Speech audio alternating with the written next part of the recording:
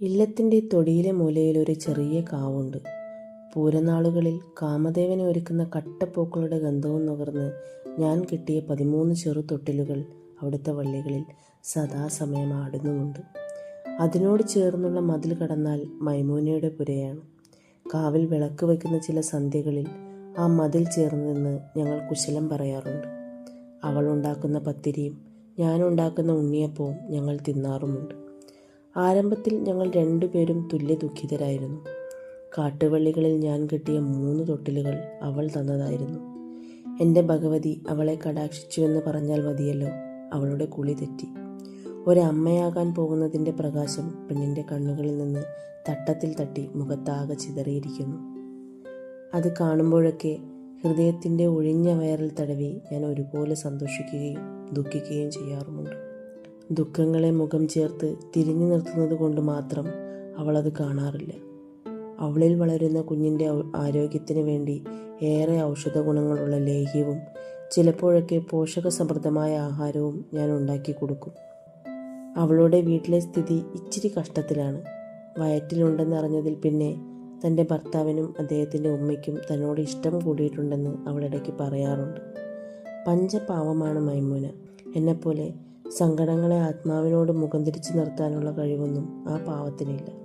പെട്ടെന്ന് കരയുകയും ചിരിക്കുകയും ചെയ്യുന്നൊരു സാധുജീവി. 9ാം മാസത്തിൻ്റെ തുടക്കത്തിൽ തന്നെ അവളൊരു ആൺകുഞ്ഞിനെ പൂർണ്ണ ആരോഗ്യത്തോടെ പ്രസവിച്ചു. അവളുടെ പേരിൽ കെട്ടിയ തൊട്ടിലുകളെല്ലാം അഴിച്ച് ഭഗവതിയെ ഞാൻ വണങ്ങി. നന്ദി പറച്ചിലിനിടയിൽ കാറ്റിലാടുന്ന ഒഴിഞ്ഞ തൊട്ടിലുകൾ നോക്കി പരിഭവവും പറഞ്ഞു. ഇതുവരെ അനുഗ്രഹിച്ചു തന്ന എല്ലാ സൗഭാഗ്യങ്ങളും തിരിച്ചെടുത്ത് അമ്മയാകാനുള്ള ഭാഗ്യം തരൂവെന്ന് ഞാൻ കൈകൂപ്പി അപേക്ഷിച്ചു. കുഞ്ഞിന് 3 മാസം പ്രായമൊക്കെ ആകുമ്പോൾ അവൾ എന്നും സന്ധ്യയ്ക്ക് കാവിനടുത്തേക്ക് വരും.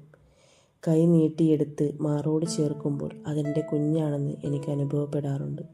അമ്മ എന്ന വാക്കിന് അങ്ങനെയും ഒരർത്ഥമുണ്ട്. ഒരു നാൾ നീരുവെച്ച ഇടം കവിൾ മുഖവുമായി തീരെ പ്രസരിപ്പില്ലാതെ കുഞ്ഞുമായി അവൾ വന്നു.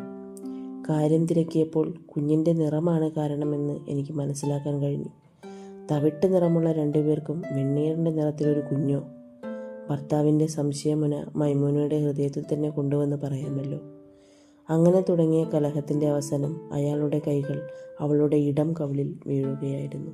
ഞാൻ അവളെ സമാധാനിപ്പിച്ചു. എല്ലാം ശരിയാകുമെന്ന് പറഞ്ഞ് കുഞ്ഞിനെ ഉമ്മ വെച്ചു.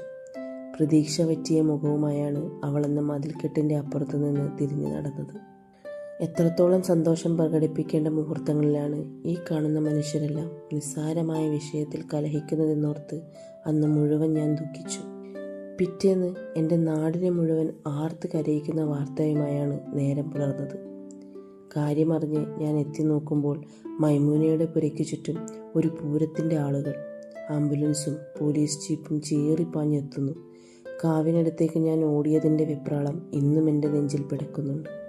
അറിഞ്ഞതൊന്നും സത്യമായിരിക്കില്ലേ എന്ന് പ്രാർത്ഥിച്ചിട്ടും എൻ്റെ ഭഗവതി എന്നെ കൈവിട്ട് കളഞ്ഞു. അവരുടെ കിണറിൽ നിന്ന് മൈമൂനയുടെയും കുഞ്ഞിൻ്റെയും ജഡവും എടുത്ത് ആംബുലൻസ് തിരിച്ചുപോയി. വെളുപ്പിന് കുഞ്ഞുമായി അവൾ അതിലേക്ക് ചാടിയതാണത്രേ. നിന്ന നിൽപ്പിൽ തന്നെ ഞാൻ ആകെ വിയർത്തൊഴുകി. മുലഞ്ഞെട്ടുകളിൽ രക്തം വാർന്നൊലിക്കുന്നതിൻ്റെ നീറ്റൽ അടിവയറ്റിൽ തീ പിടിച്ചതുപോലെ പൊള്ളുന്നു. തലേന്ന് കുഞ്ഞിനെ ഉമ്മ വെച്ച എൻ്റെ ചുണ്ടുകൾക്ക് വല്ലാത്ത കനം അനുഭവപ്പെടുന്നത് പോലെ. വള്ളികളിൽ കെട്ടിത്തൂക്കിയ തൊട്ടിലുകളെല്ലാം പൊട്ടിച്ചെറിഞ്ഞ് ഇല്ലത്തേക്ക് ഓടിക്കയറുമ്പോൾ മൈമൂനയോട് എനിക്ക് കടുത്ത ദേഷ്യം തോന്നി. ഒരു നിമിഷമെങ്കിലും എന്നെ അവൾ ഓർത്തിരുന്നുവെങ്കിലെന്ന് ഞാൻ വെറുതെ ആശിച്ചുപോയി. പിന്നീട് എൻ്റെ കാവിൽ വിളക്ക് തെളിഞ്ഞിട്ടില്ല. അങ്ങോട്ടേക്ക് ഞാൻ നോക്കാറേയില്ല. മൈമൂനയോട് തോന്നിയതിൻ്റെ 10 ഇരട്ടി ദേഷ്യം എനിക്ക് എന്നോട് തന്നെ തോന്നുകയായിരുന്നു. കരുണയില്ലാത്ത എൻ്റെ ഭഗവതി ഒരു കല്ല് തന്നെ.